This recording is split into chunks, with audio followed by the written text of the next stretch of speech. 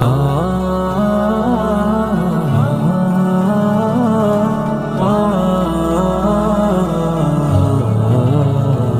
پاک صلی اللہ علیہ وسلم کا وہ فرمان علی انتہائی مشہور ہے کہ آپ علیہ السلام نے فرمایا کہ انا مدینۃ العلم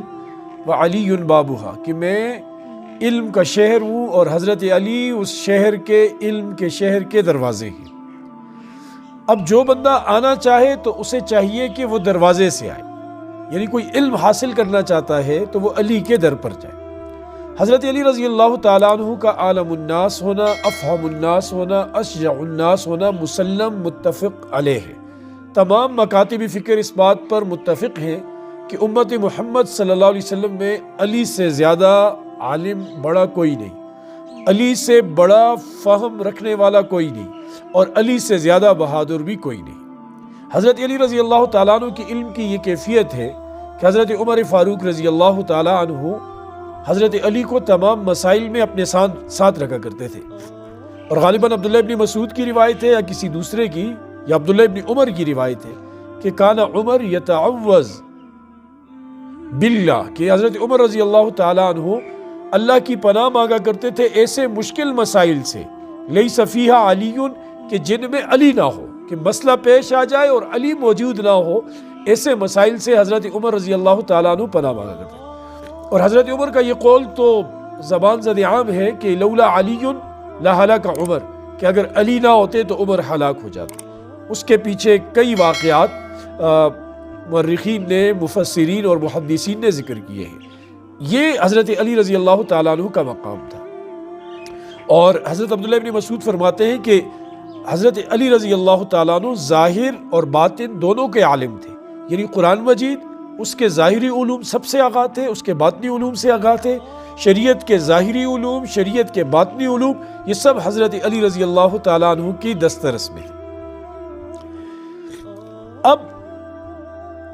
سوال یہ پیدا ہوتا ہے کہ حضرت علی رضی اللہ تعالیٰ عنہ کو علم کا یہ خزانہ کیسے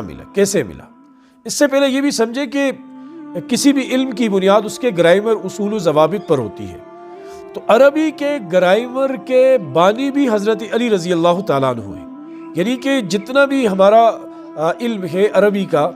اس کی جو بنیادی اصول اور ضابطے ہیں وہ حضرت علی رضی اللہ تعالیٰ عنہ نے وضع کیے۔ حضرت علی رضی اللہ تعالیٰ عنہ نے اس کے تمام بنیادی قوانین، نحو کے اور صرف کے، جن کو ماں باپ علوم کا کہا گیا ہے عربی میں، ان کے تمام قوانین، قواعد حضرت علی نے املا کروائی، اور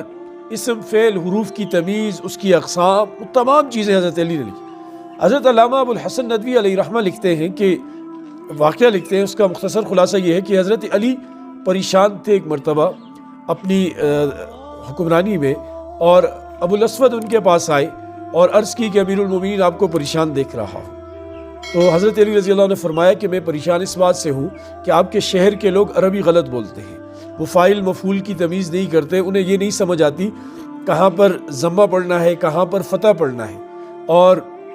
پھر یہ گفتگو ان کے درمیان ہوئی،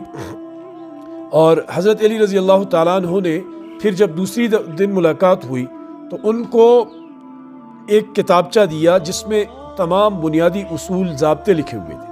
تو اب جتنے علم حاصل کرنے والے لوگ ہیں، چاہے وہ عالم بنتے ہیں، مفتی بنتے ہیں، فقیہ بنتے ہیں، مفسر بنتے ہیں، شیخ الحدیث بنتے ہیں، یہ سب کے سب مقروض ہیں علی کے، کیونکہ وہ تمام اس گرامر کو پڑھ کر اپنے علم کے اندر اپنی مہارت جو ہے نا وہ ثابت کرتے ہیں کہ اور علم محتاج ہے گرامر کا، اصول و ضوابط کا، اور وہ حضرت علی رضی اللہ تعالیٰ عنہ نے وضع کیے۔ اور کیوں نہ کرتے کہ انہیں سرکار دو عالم صلی اللہ علیہ وسلم نے علم کے شہر کا دروازہ قرار دیا کہ علی سے ہو کر آنا ہے۔ اب سوال وہی یہ بنتا ہے کہ حضرت علی رضی اللہ تعالیٰ عنہ کو یہ علم کا خزانہ، اتنا بڑا خزانہ کیسے ملا کہ صحابہ ان پر رشک کرتے تھے، اور ایسی کوئی گتھی نہیں تھی علم کی جو حضرت علی سلجھا نہ سکتے ہو۔ تمام مشکل ادق مسائل، کتابیں بری پڑی ہوئی ہیں ایسے واقعات سے۔ تو ایک عالم کی تحقیق میں نے پڑھی، وہ کہتے ہیں کہ میں نے جب تمام ان پر غور کیا تو عطیہ خداوندی کے بعد 3 چیزیں سامنے آئی جس کی وجہ سے حضرت علی کو یہ اتنا بڑا علم عطا ہوا یا علم کا خزانہ ملا۔ پہلی چیز تو وہی ہے کہ اللہ کا فضل ہے، اللہ کی عطا ہے۔ اس کے علاوہ 3 چیزیں انہوں نے ذکر کی ہے کہ حضرت علی رضی اللہ تعالیٰ عنہ کی عالم الناس اور اتنے بڑے عالم ہونے کی وجہ تین ہیں۔ پہلی وجہ وہ کہتے ہیں کہ حضرت علی کو گھٹی سرکار دو عالم صلی اللہ علیہ وسلم نے خود دی، یعنی وہ جو سنت عمل ہے کہ بچے کی پیدائش کے بعد منہ میں کوئی چیز چبا کر کوئی نیک آدمی بچے کے منہ میں ڈالے تو اس کی تاثیر ہوتی ہے۔ حضرت علی وہ خوش قسمت انسان ہے کہ انہیں گٹھی مصطفیٰ صلی اللہ علیہ وسلم نے دی، بلکہ علی کا سارا گھرانہ ہی اس اعتبار سے خوش نصیب ہے۔ حضرت فاطمہ الزہرا رضی اللہ تعالیٰ عنہ کو بھی گٹھی نبی پاک علیہ السلام نے دی، حضرت امام حسن رضی اللہ عنہ کو بھی گٹھی نبی پاک صلی اللہ علیہ وسلم نے دی، حضرت امام حسین رضی اللہ عنہ کو بھی گٹھی نبی پاک صلی اللہ علیہ وسلم نے دی۔ اس لیے یہ پورا گھرانہ ہی فضائل سے بھرا ہوا ہے۔ تو پہلی وجہ انہوں نے یہ لکھی کہ ان کو گٹھی مصطفیٰ صلی اللہ علیہ وسلم نے خود دی، پہلی وجہ۔ دوسری وجہ یہ ہے کہ جب انہیں نبی علیہ الصلوۃ والسلام یمن بھیج رہے تھے اور ذمہ داریاں دے کر، تو حضرت علی رضی اللہ تعالیٰ عنہ نے اپنی معاملہ فہمی، قوت فیصلہ، اس کی کمی کا اظہار فرمایا، عاجزی کا اظہار فرمایا کہ مسئلے کی گہرائی تک پہنچ نہیں ہو سکتی مجھے صحیح طرح، اور وقت پر فیصلہ کرنا کہ ایک دم جو حقائق کے مطابق ہو، اس میں مجھے ذرا تردد ہوتا ہے۔ یہ انہوں نے عاجزی کا اظہار کیا۔ نبی پاک صلی اللہ علیہ وسلم نے اپنا یہ دست مبارک علی کے سینے پہ رکھا اور دعا دی، اللہم املا قلبہ علما و فہما و حکما، کہ اللہ علی کے دل کو علم سے بھر دے، فہم سمجھداری سے بھر دے، حکمت سے بھر دے، ونوراً اور نور سے بھر دے۔ تو علی فرماتے ہیں رضی اللہ تعالیٰ عنہ کہ حضرت نبی پاک علیہ السلام کا ہاتھ رکھنا ایسا ہوا گویا کہ میرا سینہ وہ فیضان مصطفیٰ سے بھر گیا۔ اور جیسے روایت ہے کہ حکمت کے 10 حصے ہیں، حضور علیہ السلام سے یہ روایت منقول کی گئی ہے۔ ایک محفل میں حضور علیہ السلام سے حضرت علی کے بارے میں پوچھا گیا تو آپ صلی اللہ علیہ وسلم نے فرمایا کہ حکمت کے 10 حصے ہیں، 9 حصے علی کو دیے گئے اور 1 حصہ باقی سب میں تقسیم کیا گیا۔ تو یوں حضور کا وہ ہاتھ رکھنا، دعا پڑھنا، وہ علی کے لیے ایسا بارآور ثابت ہوا، ایسا فائدہ مند ثابت ہوا کہ اس سے علم کے دریا بہنے لگے۔ اور تیسری چیز جو انہوں نے ذکر کی ہے کہ جب نبی پاک صلی اللہ علیہ وسلم کو غسل دیا جانے لگا تو حضور علیہ السلام کو غسل مبارک بھی حضرت علی نے خود دیا۔ غسل دینے کے بعد کپڑے سے، تولیے سے خشک کرتے ہیں جسم کو، تو حضرت نبی علیہ الصلوۃ والسلام کی یہ آنکھوں کے اوپر، پلکوں کے اوپر پانی یہاں آنکھوں پر جمع تھا اور یہاں سینے انور کے اوپر پانی جمع تھا۔ حضرت علی رضی اللہ عنہ نے انہیں صاف کرنے کے بجائے وہ پی لیا، یعنی ہونٹ لگا کر وہ پانی پی لیا۔ علی فرماتے ہیں وہ پانی وہ اندر جانے کی دیر تھی گویا میرا دل جو ہے نا وہ فیض مصطفیٰ سے بھر گیا۔ تو یہ حکمتیں ہیں کہ نبی پاک صلی اللہ علیہ وسلم کے یہ 3 مواقع تھے جن کی وجہ سے حضرت علی رضی اللہ تعالیٰ عنہ کو اللہ نے اتنا بڑا علم عطا کیا۔ اور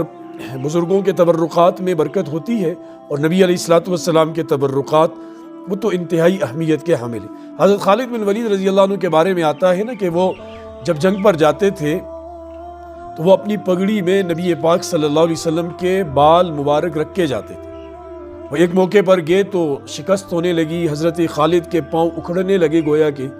تو انہیں ان کے گھر میں سے کسی نے وہ بال پہنچائے۔ وہ جب گھر میں دیکھا تو جو پگڑی تھی خیمے میں دیکھا تو وہ والی پگڑی کے بجائے